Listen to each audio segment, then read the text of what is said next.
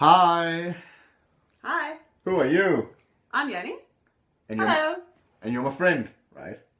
Yeah. Okay. Yeah.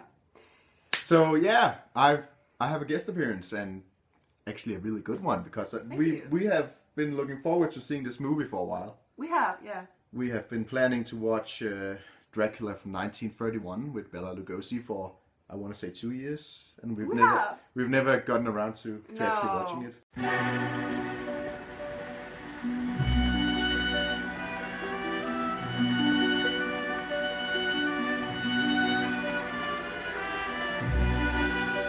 So yeah, I said Dracula from 1931, the first of the Universal horror pictures. This is coming right off the silent era, so this is a very silent movie, a very It is. dark movie, and I don't mean that in a tonal way. I mean that as a light kind of way. It's kind of a movie you have to watch when the room is dark. Yes, it was. And we actually, okay, can we turn this light off? Can we turn this light off? Yeah. It was very effective when we turned the light off. Yeah, it's like, of course, it's always nice to have some light to see what you're writing and so on, but it was like, this is not really right somehow. No. So yeah, before we begin talking about the movie, I want to mention a few words about the book. I've read it like 12 times or something. It's stupid how many times I've read it, but no, it's actually a really good book. It's one of the few horror books where it's actually really suspenseful. There's a lot of graphic scenes in it, and well, to give a brief summary, it's about Count Dracula. No, it starts with Jonathan Harker, a solicitor for a London solicitor firm. Is that what's called? Yeah. Who goes to Transylvania to visit Count Dracula, who is he's buying a place in London for no particular reason, as it happens. Yeah. So this Jonathan Harker, he is imprisoned in Castle Dracula, and he finds out that everything is not as it seems. Oh, poor fuck. Yeah, well, can we say that? So yeah, Castle Dracula. From there on, Dracula of course moves to London to his new apartment, or his new mansion, and from there on a lot of different stuff happens. A woman dies. It's early on in the book, so I'm allowed to say that. And these band of friends, companions really, under the leadership of Abraham Van Helsing, a famous doctor, they set out to stop Count Dracula. Go home and read it. So this movie, is it faithful to the book? I guess in the sense of suspense and everything, it tries to really be suspenseful, but you can feel it's a product of its time, because no background music whatsoever. But it's, in the sense, it's very, very effective, the silence. Yeah. Even though it's not deliberate, but like you can hear the wind, you can hear everything, you can hear the silence in the castle. Like you can just see Count Dracula standing on the stairs, and you're like, wow, and Bela Lugosi has such a presence. You don't need anything other than him and the amazing set. It's grand, it's creepy, it's dark, it's very detailed. So yeah, I would actually say one of the points you bring up with it being a very silent movie. I mean, yeah, as you say, it's a product of its time, and if they had the advanced techniques we have today, I'm sure they would go back and play some music over it. And they actually did in a remake. I can't remember when the remake came out, but they added music, and it's not really the same. nah. But I would actually say the lack of a soundtrack and of a thematical score is what makes it as atmospherical as it is. Yeah, we mentioned atmosphere several times in the movie, but sometimes it's really, really effective. Sometimes it isn't, but mostly it is, because, and also you can clearly see the budget is huge for its time. It's a Universal picture. It's a Universal picture. Universal picture. But yeah, I would actually say the star attraction of the movie, at least for me, is Hungarian actor Bela Lugosi, because the way he bears himself, the way he speaks, the presence he has on screen is really the definitive Count Dracula that we would come to know and love. You know? Yeah. When you picture Count Dracula in a movie, you would think Bela Lugosi. Listen to them, children of the night.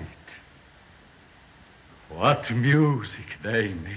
And you mentioned his height. Oh, it's a shame isn't that tall, but he really makes up for it by his presence, his mere presence. Just I have chartered a ship to take us to England.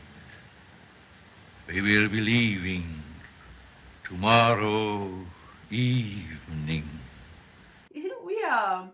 He's really stiff, really like. I mentioned like rigor mortis, kind of. It's like he's a walking corpse. A walking corpse. He seems dead.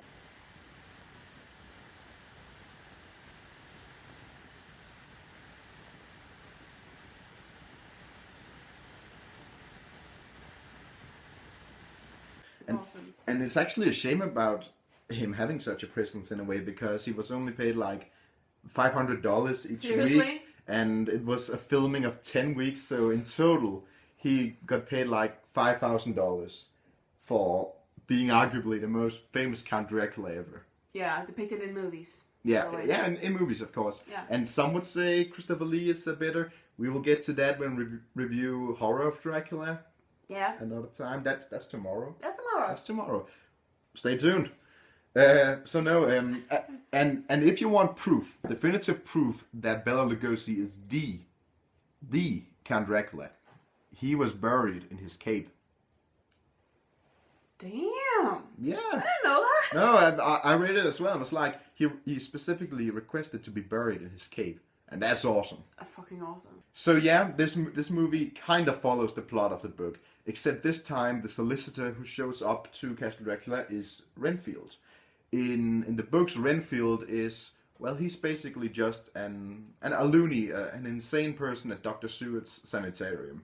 Granted, he does become that later on in the movie, but he starts off as a sane person. Yeah. And I don't know, I'm fine with that because it works and it shows how he came under Dracula's influence and became his agent of evil. And you see like his like downward spiral. It's very interesting actually, because one time you see this composed, very nicely dressed, and the people in the village are like, "Go away! What are you doing?" And he's like, Castle Dracula. Castle Dracula?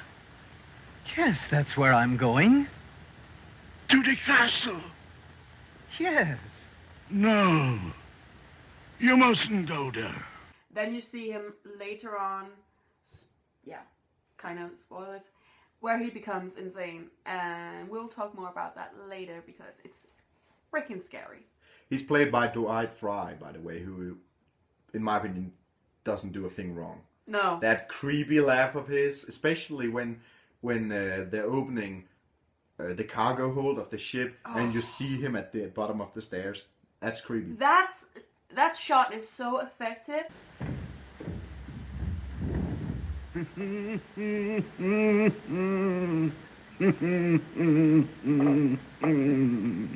And, of course, who can forget Van Helsing, played by Edward Van Sloan. Yeah. With, by God, the coolest accent ever. Dracula is our vampire. But surely, Professor. A vampire casts no reflection in the glass. That is why Dracula smashed the mirror. The coolest accent ever, and this presence, and if he says like, bring me anything, like, okay, thy will be done. He's like, okay, whatever you say. Yeah, there's that particular scene where he's inspecting the victim of Count Dracula. The victim of Count Dracula, yeah. And she says, oh no, I have these marks on my neck, but please don't. Oh no. And he's like, yes. Yes. And she just accepts it. Is there anything the matter with your throat? Oh, no, but I... Permit me. No, please. Yes. I think we laughed for like 1 minute straight. Yeah, we did. 1 minute straight. We just laughed. Yes. Yes. And actually that brings me to the other point I wanted to talk about the movie. Now that we've sort of gone over the pros, like the lighting, the lack of music, and the very good acting. Very good acting. There are some cons. This is not a perfect movie. No. For example, even though there's some really good performance in this movie, some of it can be really hokey and really campy. Like the woman when she's reciting the poetry on the balcony. It feels so awkward. I was sitting there. Then again, it is based on a play, and you could very much feel that it was based on a play. Yeah, It felt like I was watching a play, and it was very set up, very artificial, very non-organic, very unnatural, but that was what I would expect if I went to see the play. Yeah, and the play is from 1924, so you can kind of excuse it for being really old. Yeah. So yeah, another really so bad it's good kind of thing about the movie is the special effects, especially the bat. Oh, the bats. The bat. The bats. It's like, yeah, obviously I'm gonna edit in a scene from the movie, but it's like this really cheap.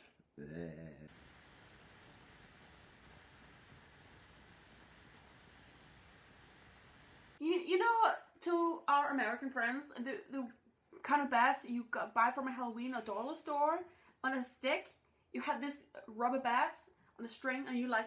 And it like flaps in a really Flaps. stupid way. and the guy's just, oh, go away. Shoo. And it's really funny because one moment ago they were like, oh, you can't go outside, Count Dracula is there. And then they see this bat and they know that he can turn into a bat, and he's like, shoo, get out of here. There's that bat again. Yes? Look out, he'll get in your hair. There's actually one special effect we neglected to mention, which worked well. And that's especially in the start when you see Renfield travel to Transylvania. The boat. Sorry? The boat? The boat. Oh yeah, the boat effect when Renfield and Dracula is on the boat to England. That was very impressive. That's very impressive. But Very. but the thing I was talking about is the background glass paintings that you see when he is driving to Castle Dracula, and actually the road they're driving on is a real road. So that entire background is something else altogether. Well, now it's time for the spoilers. So yeah, to summarize the movie's plots in a condensed manner, Renfield travels to Castle Dracula. Dracula buys the estate in London. They go back there, and Count Dracula kind of befriends his neighbor, who is Dr. Seward, his daughter in the movie, not in the book, Mina, and her fiance, Jonathan Harker, and, well, their friend Lucy Westenra. And it kind of results in Lucy Westenra dying. That's the first of Dracula's victims. And from there on, he goes on to influence Mina. Yeah. To which, well, Van Helsing is introduced, who's an old friend of Dr. Seward's. And they together with John, they form this kind of defense. If she dies by day, but I shall see that she dies by night. And I will have Carfax Abbey torn down stone by stone, excavated a mile around. I will find your earth box and drive that stake through your heart. It's a bit, well, they're a bit skeptic at first, but when they hear Van Helsing's arguments, they eventually team up. They go to Carfax Abbey, which is Count Dracula's mansion, and they drive a stake through his heart. They're killing him. Oh yeah, and Renfield dies. Talk to me, but let me live. I can't die with all those lives on my conscience, all that blood on my hands. We also spoke about the fact that there's actually two existing Dracula movies from 1931. Yeah. Both from Universal and filmed on the same stage, but with totally different actors. The reason for this is that there's a Spanish version with, well, just Spanish actors, and of course there's subtitles for it. We did not watch that, but I have watched that some years ago, and I would say, while it doesn't have Edward Van Sloan and Dwight Fry and Bela Lugosi, it does have some really good actors, and the filmography is a bit different, because in this movie there's a lot of still shots, whereas the Spanish version has a lot of tracking shots in which you zoom in when Count Dracula appears, and they both have their merit, I feel. I really like this really still, quiet, all around. It's so quiet. I love it. I think, because I think, contemporary movies today, they kind of hide behind special effects and grand soundtracks. This silence is so effective, mostly so really effective. Sometimes it's like, where's the music? But mostly it's just like, you can hear the wind, you can hear everything, you can hear the breathing, and it's insanely effective. So, but still the Spanish version, I think they use the same set. Yeah. Actually, it's the same set. Entirely same scenes. And it's a fun story because the American version, Hollywood version, they used the set at day, and the Spanish production team, they used the same set at night. So yeah, any final thoughts? What did you think about the movie? Effective for its time, very impressive, and I can't wait to tomorrow to see how it adds up, compares. Yeah, actually, that'll be an interesting discussion because I have some points on the next movie. My final thoughts: I think this is a flawed but really good movie. It's not perfect, but it's really, really good.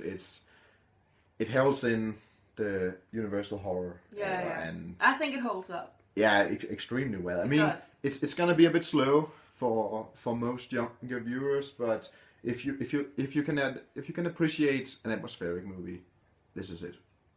Yes. So yeah, Thank you. that rounds it up. Thank you for joining us, and we will see you next time.